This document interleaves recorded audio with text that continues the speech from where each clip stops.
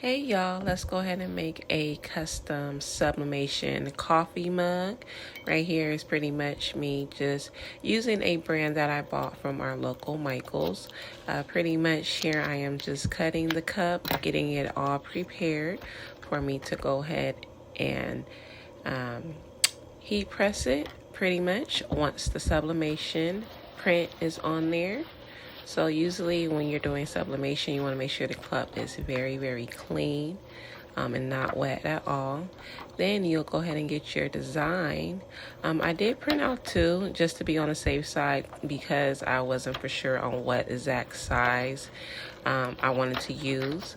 So I did just make two printouts to be on the safe side, and I think that is very important to do when you are doing crafts. You always want to make sure you double your work. That way you can have an extra copy just in case the first one is one of the ones that you do mess up on.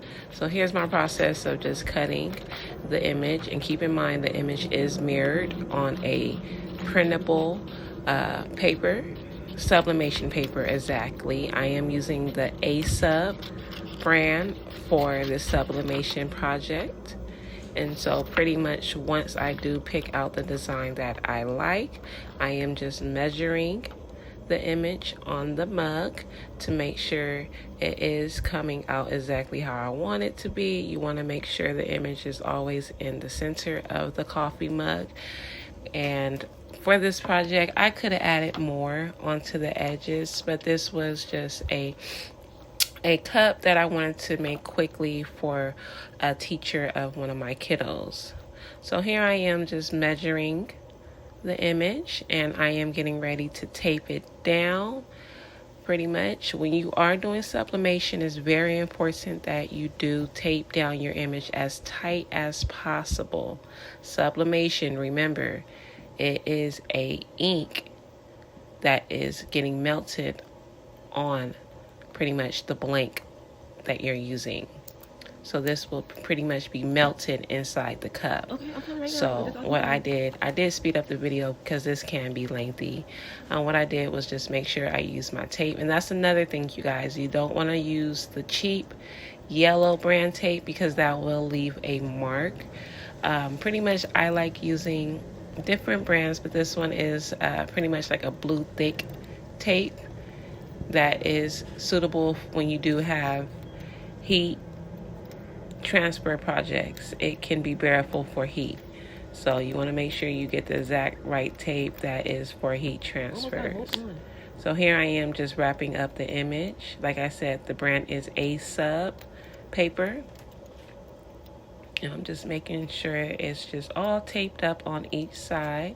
Like I said, you want to make sure it is as tight as possible. Because the machine that I am going to be using is going to suck it in, I'm just securing it down.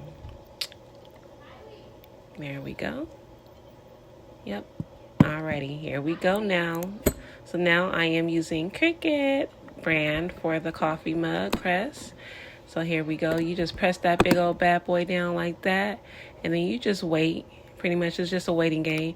And then I was having complications because it started blinking on me. I was like, hold up, I looked at it, I was like, okay, it's almost done. It's almost done.